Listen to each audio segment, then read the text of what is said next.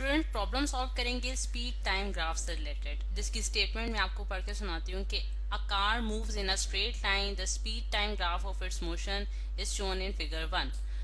From the graph, find the acceleration during the first 10 seconds, its deceleration during the last 2 seconds, total distance traveled, average speed of the car during its journey.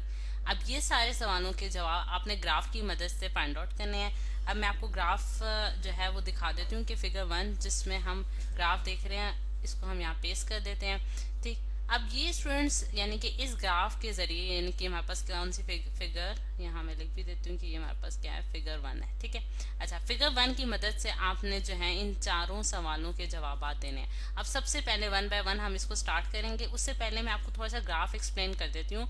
जो हमारे पास car है वो straight line में move कर रही है. ठीक है, moves in a straight line, और उसकी जो मोशन है वो इस रेड लाइन के जरिए दिखाई गई है कि वो किस तरह का पाथ फॉलो कर रही है. ओ से लेके ए तक यानी कि ए पॉइंट तक, ये जो पॉइंट ए है यहाँ तक उसकी जो मोशन है वो एक्सेलरेटरी मोशन है, यानी कि वो उसकी जो स्पीड है उसमें इंक्रीज आ रहा है. ठीक है, यानी कि बॉडी एक्सेलरेट कर रही है. फिर उसके बाद ए से बी तक जो है उसके पास जो मतलब कि यूनिफॉर्म स्पीड से वो मूव कर रही है, यानी कि उसके पास यहाँ से ए से बी तक जो है वो स्पीड में कोई चेंज नहीं आ रहा. और उसके बाद बी से सी तक जो है वो डी एक्सेलरेट कर रही है, जिसका मतलब क्या है कि उसकी जो स्पीड है स्टूडेंट्स में डिक्रीज आ रहे हैं विद रिस्पेक्ट टू टाइम. अच्छा, अब यहाँ एक्स एक्सिस में स्टूडेंट हमारे पास टाइम गिवन है जो कि सेकंड्स में मेजर किया गया है, और वाई एक्सिस में हम देख सकते हैं कि स्पीड है मीटर्स पर सेकंड में, उसकी वैल्यूज जो हैं वो लिखी गई हैं. अब ए जो हमारे पास क्वेश्चन है उसका आंसर हम देते हैं कि acceleration during the first 10 second आपने फाइंड आउट करनी है. अब आप देख सकते हैं कि ओ से लेके 10 तक, अगर 0 से लेके 10 सेकंड्स तक देखें तो हमारे पास जो एक्सेलरेशन जो होती है उसका हमारे पास क्या फॉर्मूला है, हमारे पास change in velocity divided by time. ठीक है, change in velocity divided by time हमारे पास एक्सेलरेशन का फॉर्मूला आ जाता है. अब इसमें चेंज इन वेलोसिटी जो है स्टूडेंट्स हमारे पास क्या होती है, V F minus V I whole divided by T. और इसमें वी एफ जो है स्टूडेंट हमारे पास final velocity of the body है, और वी आई जो है हमारे पास initial velocity of the body है. अब इस केस में अगर आप देखें ओ से लेके ए पॉइंट तक उसकी जो फाइनल वेलोसिटी है वो हमारे पास यहाँ ग्राफ से हमें पता चल रहा है कि हमारे पास 16 मीटर्स पर सेकंड है, और उसकी इनिशियल वेलोसिटी जो है वो 0 है क्योंकि उसने रेस्ट से अपनी मोशन जो है वो स्टार्ट की थी. और ये उसने जर्नी जो है यानी कि 0 से लेके 16 मीटर पर सेकंड में जो उसकी स्पीड पहुंची है वो 10 सेकंड में पहुंची है. तो यहाँ मैं इसको डिवाइड कर दूंगी 10 से, और यहाँ से स्टूडेंट्स मैं आंसर निकाल सकती हूँ 16 divided by 10 which is equal to 1.6 metres per second square. और मीटर पर सेकंड जो है मीटर पर सेकंड स्क्वायर जो है स्टूडेंट हमारे पास एक्सेलरेशन का यूनिट आ जाता है. फिर सेकंड पार्ट पे अगर हम जाएं, सेकेंड पार्ट में वो हमें ये कह रहे हैं कि आपने डी एक्सेलरेशन फाइंड आउट करने हैं ड्यूरिंग द लास्ट 2 सेकंड्स. यानी कि आप देख सकते हैं कि 28 से 30 तक जो है वो हमारे पास जो है वो लास्ट 2 सेकंड्स बनते हैं, यानी कि वो अपनी जर्नी जहाँ एंड कर रहा है वो पॉइंट सी है. ठीक है, सी पॉइंट पे उसकी जो जर्नी है वो एंड हो रही है, मतलब कार जो है वो यहाँ आके स्टॉप कर रही है, और बी से लेके सी तक जो है वो पॉइंट है जहाँ वो डी एक्सेलरेट कर रही है, यानी कि लास्ट 2 सेकंड में उसकी डी एक्सेलरेशन जो है वो वाकई हुई है. अगर हम देखें कि अब जो क्योंकि हमने सेकंड पार्ट को हमने सॉल्व करना है, यहाँ मैं पार्ट बी लिख देती हूँ. एक्सेलरेशन अगेन हम वही फॉर्मूला यूज करेंगे, V F minus V I whole divided by T. अब इस केस में जो फाइनल वेलोसिटी है स्टूडेंट्स वो हमारे पास क्या है, यानी कि सी पे उसने अपना फाइनल पॉइंट है और उसका यहाँ बी जो है उसका अब इनिशियल पॉइंट हो जाएगा. तो अब सी पे अगर हम देखें उसकी वेलोसिटी जो है वो हमारे पास 0 है, और इनिशियल वेलोसिटी उसकी इस पॉइंट पे हमारे पास कितनी है, 16 मीटर पर सेकंड. यानी कि ग्राफ की मदद से आप देख सकते हैं कि हमारे पास कितनी आ रही है, 16 मीटर पर सेकंड. और टाइम जो है उसने यानी कि ये जो टाइम उसने लिया है वो हमारे पास कितना है, 2 सेकंड्स का टाइम है हमारे पास.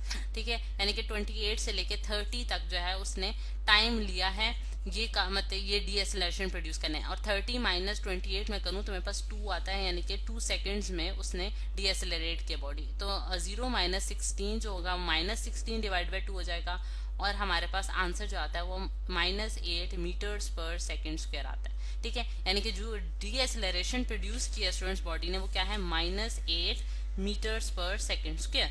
अब आपने स्टूडेंट्स फाइंड आउट करना है total distance travel by the body. अब आप देख सकते हैं कि इस केस में हमारे पास जो total distance travel by the body है वो हमारे पास क्या होगा. उसके लिए मैं आपको दिखाती हूँ कि अगर हम देखें कि पार्ट सी हम सॉल्व करना चाह रहे हैं, जो total distance travel by the body होगा वो हमारे पास एरिया अंडर द कर्व होगा, एरिया अंडर द कर्व. ठीक है, एरिया अंडर द कर्व के बराबर होगा। अब ये चीज हमारे पास किस तरह से आई है, एरिया अंडर द कर्व के बराबर क्यों होगा?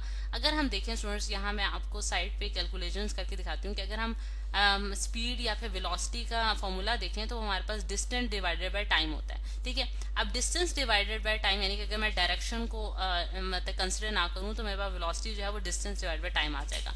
और डिस्टेंस को अगर मैं लिखूं तो मेरे पास वेलोसिटी मल्टीप्लाई बाय टाइम, यानी कि अगर मैं डिस्टेंस निकालना चाहूंगी तो मैं क्या करूंगी, वेलोसिटी को मल्टीप्लाई कर दूंगी टाइम के साथ। और अगर आप ग्राफ में देखें स्टूडेंट्स, दोबारा मैं ग्राफ की तरफ आती हूँ, अगर आप देखें यानी कि एक तरफ हमें स्पीड दी हुई है और दूसरी तरफ हमें टाइम दिया हुआ है। अगर मैं स्पीड को मल्टीप्लाई कर दूं टाइम के साथ तो मैं डिस्टेंस फाइंड आउट कर सकती हूँ, और वो डिस्टेंस जो है वो मेरे पास क्या हो जाएगा, एरिया अंडर द कर्व, यानी कि जो इस कर्व यानी कि रेड लाइन के अंदर अंदर जो एरिया आ जाता है वो उसके बराबर हो जाएगा। यानी कि हर इस पॉइंट पे मैं टाइम को मल्टीप्लाई करूंगी स्पीड के साथ और मुझे डिस्टेंस मिलता जाएगा। और इस केस में स्टूडेंट्स जो एरिया होगा वो मैं आपको अगर शो करके दिखाऊं तो एरिया ऑफ द मतलब कि यहाँ से जो उसका पाथ है वो हमारे पास क्या है, ओ ए बी सी। ठीक है, ओ ए बी सी जो है वो पाथ फॉलो कर रहा है। तो इसमें हमारे पास 3 तरह की जो है वो फिगर्स बन रही हैं। एक हमारे पास एरिया ऑफ द ट्राइंगल है जो मैंने पर्पल लाइन से शो करती है, इसी तरह एरिया ऑफ द पैरेललोग्राम है जो कि अगेन मैं आपको शो कर रही हूँ, और फिर हमारे पास जो है ये एरिया ऑफ द ट्राइंगल आ जाएगा। अब इन सब एरियाज को मैं जब एड अप करूंगी तो मेरे पास total area under the curve आ जाएगा, जो कि मैं यहाँ लिखने जा रही हूँ कि डी जो है स्टूडेंट्स हमारे पास क्या है कि एरिया ऑफ ट्राइंगल है हमारे पास। ट्राइंगल हमारे पास क्या है, ओ ए यहाँ अगर मैं इसका नाम दे दूं, दोबारा से फिगर की तरफ जाते हैं स्टूडेंट्स, ओ ए, और इसको मैंने ई पॉइंट कह दिया है और इसको मैंने एफ पॉइंट कह दिया, यानी कि ये पॉइंट और ये पॉइंट मैंने ई और एफ के नाम से डिनोट कर दिया है। तो यहाँ मेरे पास क्या आ जाएगा, ओ ए ई, ठीक है, ओ ए ई, और फिर उसके बाद A B E F plus area of the parallelogram जो कि मेरे पास किसके बराबर आ रहा है, area of the parallelogram A B F E, और प्लस मेरे पास आ जाएगा students area of the triangle, again area of the triangle जो कि मेरे पास क्या आएगी, बी सी एफ। ठीक है, यानी कि इन सब दो ट्राइंगल्स और पैरेललोग्राम का जब मैं एरिया एडअप कर दूंगी तो मेरे पास एरिया अंडर द कर्व आ जाएगा। अब इसमें जब मैं फॉर्मूला मतलब कि एरिया के जो हमारे पास फॉर्मूला होता है हाफ लेंथ इंटू विड्थ, अगर मैं पुट करूं तो हाफ लेंथ जो है इस ट्राइंगल की अगर आप लेंथ देखें तो कितनी है स्टूडेंट्स, हमारे पास 10 है। ठीक है, यहाँ मैं 10 लिख दूंगी। ठीक है, अब यहाँ मैंने स्टूडेंट्स 10 लिख दिया, और इसकी जो हाइट आ रही थी वो हमारे पास 16 आ रही थी, plus area of the parallelogram अगर आप देखें वो भी हमारे पास 28 माइनस 10 करूँ तो मेरे पास कितना आता है, 18, और लेंथ जो है वो अगेन हाइट जिसे आप कह सकते हैं वो हमारे पास 16 है, प्लस एरिया ऑफ द हमारे पास ट्राइंगल जो आ जाती है, एरिया ऑफ द ट्राइंगल वो हमारे पास क्या है, हाफ, और लेंथ इस केस में हमारे पास 2 है, और जो विड्थ आ रही है या फिर हाइट है वो अगेन हमारे पास 16 आ जाती है। ठीक है, अब ये सारी मतलब कि मैंने जो वैल्यूज हैं ये मैंने ग्राफ की मदद से ले ली हैं। अब यहाँ इसको जब हम सॉल्व करते हैं स्टूडेंट्स तो हमारे पास क्या आंसर आ रहा है, यहाँ अगर मैं इसको जो है कैलकुलेटर की मदद से सॉल्व करती हूँ तो मेरे पास कितना आंसर आता है, यहाँ स्टूडेंट्स 80 आता है, और प्लस 288 आता है, और प्लस 16 आता है। इसको आप कैलकुलेटर की वजह से सॉल्व कर सकते हैं, और जो इन तीनों वैल्यूज को जब हम एडअप करते हैं तो हमारे पास आंसर आता है 384 मीटर्स। ठीक है, 384 मीटर जो है वो इस बॉडी ने, इस कार ने टोटल डिस्टेंस ट्रेवल किया है। अब स्टूडेंट्स एट द एंड यानी कि जो आपके पास थर्ड जो आपने क्वेश्चन सॉल्व करना था उसमें आपने क्या फाइंड आउट करना है, एवरेज आपने फाइंड आउट करनी है स्पीड। एवरेज स्पीड जो है वो आप जानते हैं कि हमारे पास उसका फॉर्मूला क्या होता है, total distance divided by the total time taken by the body. ठीक है, total distance divided by total time. अब आप देख सकते हैं कि टोटल डिस्टेंस जो उसने ट्रैवल किया है जो कि हमने इधर पहली वाली सी पार्ट में निकाला है वो हमारे पास कितना है, 384 मीटर्स आया, और जो टोटल टाइम उसने लिया था वो 30 सेकेंड्स लिया है। यानी कि आपको मैं अगर दोबारा फिगर की तरफ वापस लेके जाऊँ तो आप देख सकते हैं कि ओ से लेके ए बी सी यानी कि सी उसका एंड पॉइंट है, सी तक जो टोटल टाइम है वो हमारे पास 30 सेकेंड्स का है। तो 30 सेकेंड्स में उसने जो डिस्टेंस ट्रेवल किया वो हमारे पास कितना है, 384।